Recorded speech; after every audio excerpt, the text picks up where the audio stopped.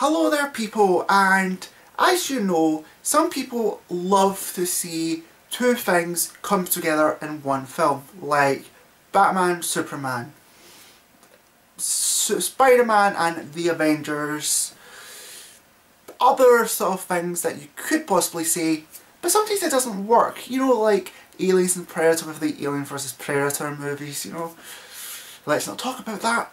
But one thing that a lot of people were wanting, and quite out of date I might add, is Arnold Schwarzenegger and Sylvester Stallone film. Just these two in the one movie. And we eventually got that, like I said, probably a couple of decades too late. Escape Plan is literally what it says on the tin.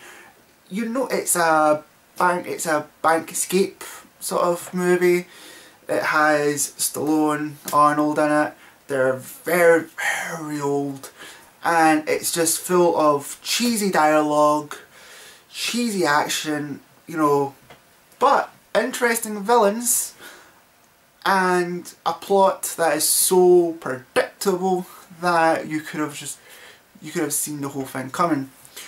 The one thing I will add is they do try to keep maybe some things a secret, but again, one of the biggest problems about this film is it's very forgettable. I will say this, however, I completely enjoyed this more than Arnold Schwarzenegger's Last Stand and Sylvester Stallone's Bullet to the Head. But what those two have in common along with this one is they're both forgettable, but they're both predictable.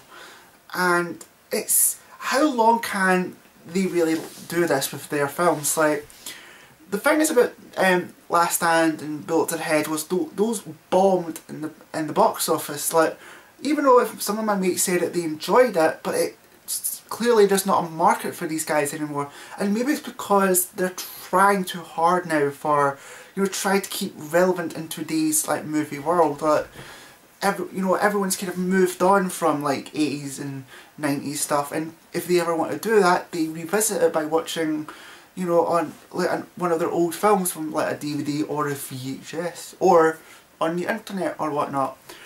And I think it's starting to really show, unless they're not in the Expendables movies, maybe the success out of that is not good for them whatsoever. But I did actually really enjoy it. Even though it was forgettable, I completely enjoyed it. And I do feel if, like, you know, if you decide to go and see this film, you will like it, but you won't love it. It's not like a film that you would, oh my god, I gotta go and see that again. It's like, that was good, and then you completely forget what happened. But there is one thing I will say: don't go in this, like, don't watch any trailers, don't let any of your friends kind of spoil it for you, because that did happen to me. They spoiled one little thing and it did ruin it for me a little bit, like when I kind of saw it. But it was good, just really, really forgettable.